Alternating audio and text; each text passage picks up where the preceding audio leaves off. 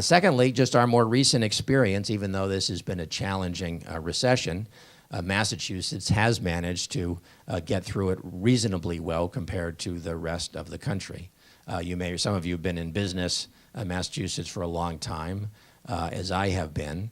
You remember the last two prior national recessions in 1989 and 2001 were not good ones for Massachusetts. We got hit a lot harder than the rest of the country, and it took longer than most other states for us to get back on our feet again. But this time it was very different. We did not suffer as much as the rest of the country, and we started recovering faster than the rest of the country, and we continued to do so. As of January, the federal government says that Massachusetts now has more jobs here than it did in its pre-recession peak in the spring of 2008. We're one of only 7 states in the country to have recovered to that degree. So there are reasons to think that we have the wind in our back here. I think there's a lot of reasons for that. We have a great mix of industries here. Our housing markets are solid. Our banking, local regional banks are in great shape, much different from the rest of the country. I think we in government have been fiscally responsible. You remember a year or so ago when the credit rating agency, they took the credit rating of the United States and lowered it. At the same time, they took the credit rating of the Commonwealth of Massachusetts and raised it. So there's a lot of reasons to think that we are getting back on our feet as well as anyone.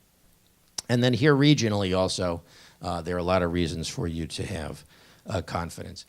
Cape Cod has a great brand. Again, if we're talking about a flat world and we have to compete internationally, it's a great advantage that for this small region of the state and of the country, it really can very clearly say we have a global brand here in Cape Cod. It's known around the world. Not everybody can say that. Secondly, education, which is so clearly the key to a innovation-based economy, is very strong here on the Cape, and so we have that great foundational element to build on. And also I would add, as we think about it, and as you talk today about innovation and entrepreneurship and how to change to a 21st century economy, I'd add that if you look at what's happening here and around the state, we are reinventing ourselves. It doesn't mean that we're throwing out the old and starting with a blank slate. In fact, that the way we're reinventing ourselves here and around Massachusetts is building on our traditional strengths. So if you look at what are the industries of the 21st century going to be for Cape Cod, I would argue the way that we bring technology, broadband and internet access, but other kinds of technology to bear, will mean that we're not going to abandon our old industry sectors and start brand new, but instead we're going to see new generations of the maritime trades and what they look like, tourism, what that looks like, the creative economy that's so strong here, new internet-connected generation of that.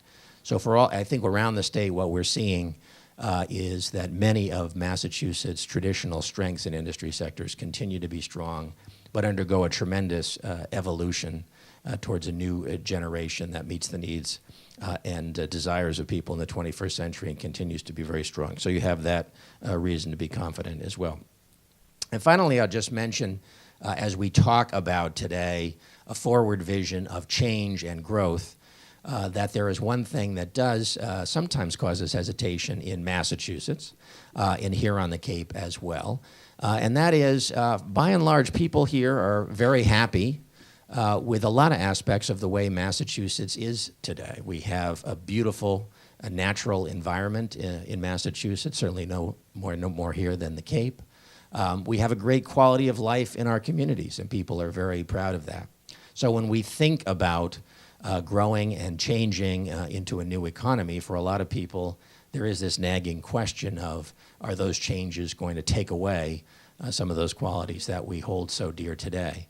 And I think you can have a lot of confidence that that is not the case. And as we talk about the opportunities that are created by technology and Open Cape and otherwise, and we think about the ways that our current industries are going to evolve into the future and create jobs, I think there's a lot of reason to feel that, in fact, we can figure out a way to do that in a way that's very sustainable and that continues to protect the quality of environment and the character of our communities here and be entirely consistent with that so that we can not only be more prosperous in the future, but we continue to maintain and protect the values of everything that we hold dear. So thank you for being here today. I'm delighted to be here myself. I'm delighted to offer to all of you the continuing cooperation of the Patrick administration in helping. I know we've been instrumental in helping you get Open Cape going, but you're not going to stop with that, and we're not going to stop either, and we look forward to being your partner in everything you're doing. Thank you.